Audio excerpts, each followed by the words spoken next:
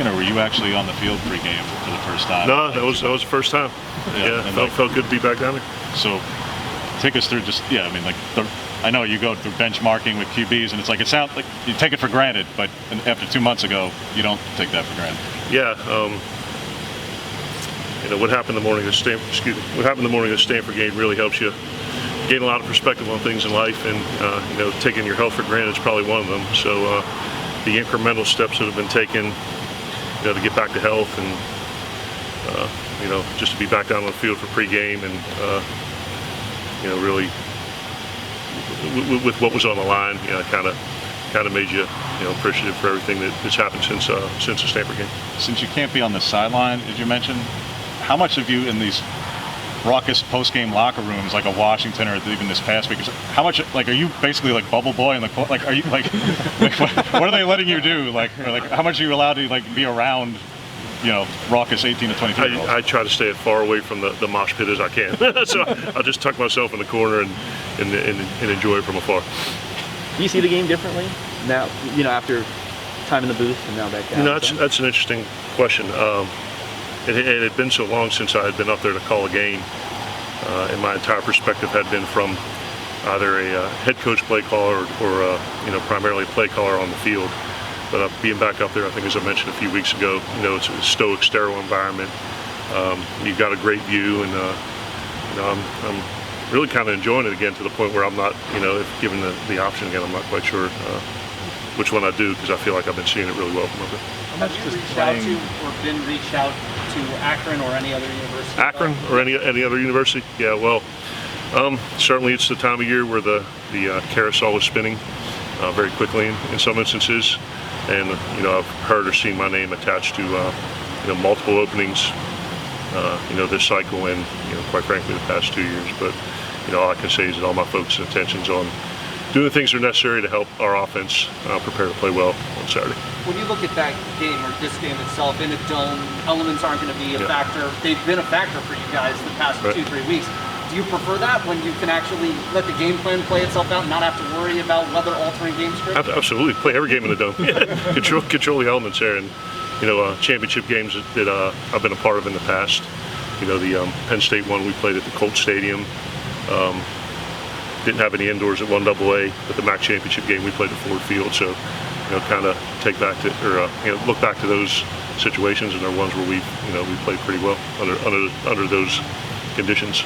When you're building a game plan, the opponent you played so recently, is it a chess match? I mean, what's the thought? Has it changed at all how you prepare, in terms of you just played this team, you've seen them on tape really recently?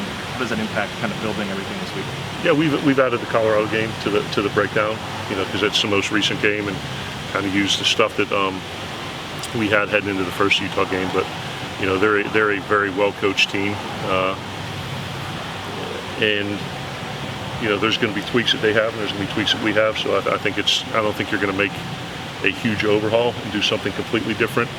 But there are things that certainly from a tendency standpoint and a schematic standpoint that we need to be prepared for, and things that we need to do to change as well. With DJ Johnson being available for this game, I'm sorry? DJ Johnson's availability for this game, Mario said he's going to play. How important is that? Cross-referencing is very important. DJ's played a critical role for us over the past 2 years, and he'll play both sides of the ball this year, and does a phenomenal job in the run game. And we get him the ball on some of those short passes. He's a big guy to bring down. So keeping our fingers crossed that he continues to progress, and excited for him to have a role in this game. I ask you about Chris Hudson just stepping up. Sorry, so many questions. Yeah. Chris Hudson stepping up, though, because his production the last 2 weeks matches the whole season leading up to it. Yeah. Just what you've seen there, and obviously needed because of the injuries and everything. Yeah, I'm very excited that Chris has stepped up with the opportunity that's been presented to him, playing both the Z and the H position. And I think the things that you've seen are him being able to get open and create separation, particularly in the spot with some of them over routes that were two critical plays in the Oregon State game. And he can make people miss after the catch. So he's gotten his opportunity. He seized it. I know Anthony's very comfortable throwing him the ball. So, young guy who's continue to get better and better. After having the chance to watch film from the Utah and Oregon State games, obviously very different outcomes, but what do you think allowed you guys to kind of find your stride and bounce back as an offense against the Beavers? I don't think it was anything where we completely changed our approach or our game plan or how we called it. And quite frankly, I think it's the opposite. We stayed consistent, believed in what we were doing, and had a great week of practice. Hopefully called some good plays, and the kids executed them well. I think you look back to the Utah game, and it's not a situation where there were 10 3 and outs and we punted 20 times. We moved the ball in between the 20s in the first half, and missed a couple of field goals, and had some drives that we didn't finish in the second half. So we needed to be better in that game on third down and in the red zone. So the coach talks about culture and our process, and I think adversity kind of introduces a man to himself, right? And we came out of that game, and nobody was happy, and we fell back on the things that are reflective of our culture, and I think that's why we were able to bounce back with a big win over a great opponent in Oregon State. We talked after the Utah loss, Joe, about the running game. The lack of production was more about circumstance. I believe that. But this past week, the first half, 4 runs on P and 10, 13 out of 18 on first. That's obviously, when you talk about sticking to who you are, how important will that be to sticking to that? And yes, I realize circumstance can dictate otherwise, but to trying to not allow for the circumstance to dictate to get away from the run game. I think we perform best when we're balanced. And I know our P and 10 runs in this past game, I think we may not have had a P and 10 pass. And that was another situation in the Utah game where we had multiple, I'm sorry, I'm so with my hands in the microphone, I get speak with my hands, I see it. But we got behind the sticks and kind of got us out of our element of being able to be balanced. And then in the second half, we were playing 4 touchdowns down. So for us to be successful, we've got to be able to do both, very well. And I think this past game was a great example of us being able to, I think it was 275 and 225 kind of. So got to be able to be balanced. Can't get behind the sticks. With what you've gone through personally, John, obviously that's much more obviously direct. Yeah. But Mario obviously also going through something personally with his mom here this past week plus. These are all the human things that fans. The fans in the stadium don't necessarily see a lot of this. Yeah. What is it?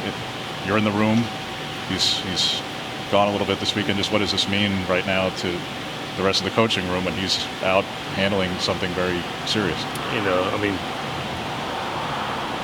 you're right. It's part of the profession that probably, I don't want to say it doesn't get talked about, but we're it's a results-oriented business where people are expecting a quality product on the field, and they want wins, and talk about not making excuses, and I get that part, but there is certainly in every aspect of a coach's life a human element that's very real and very visceral, and whether it's a coach like me getting surgery and going down for a while, or coach's mom, that's a time where, like any family, you got to pull together, and we certainly had all of our thoughts and prayers with Coach and his family during that time.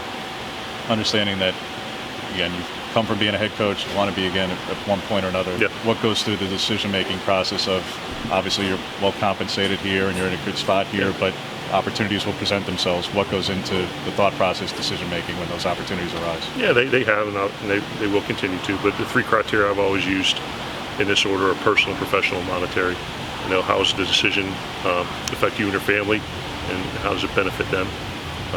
Professionally, you have a chance to go somewhere where you can either sustain success or rebuild. And like you said, the monetary part, everybody likes money, but I've gotten to a point where, I grew up, my dad was a steel worker, had 3 jobs, and we were the lowest end of middle class you can be. So I still don't even know my ATM code, so I have to ask my wife for money. So the money part of it, yeah, we have some of it, but I don't have any in my wallet, and have to ask her for an allowance. So that part's down a little further and down the trough right now.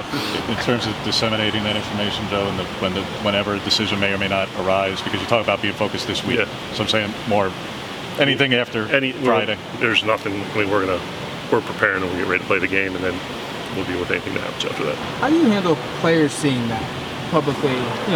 Your name being attached to other jobs. They haven't brought it up. We're so myopic and focused on what we're doing right now that they understand. And Coach creates a culture of no distractions, and it hasn't been brought up. What are the decisions from AB that he's made in the second half of the season, Joe, where that seems to be improved in all ways? The ball's not really in jeopardy almost at all. How is that different than first half of the season versus what we've seen the last 6 games? Yeah, I think there were times, there probably just wasn't that high level of consistency during the first part of the season, and I think since the UCLA game, really.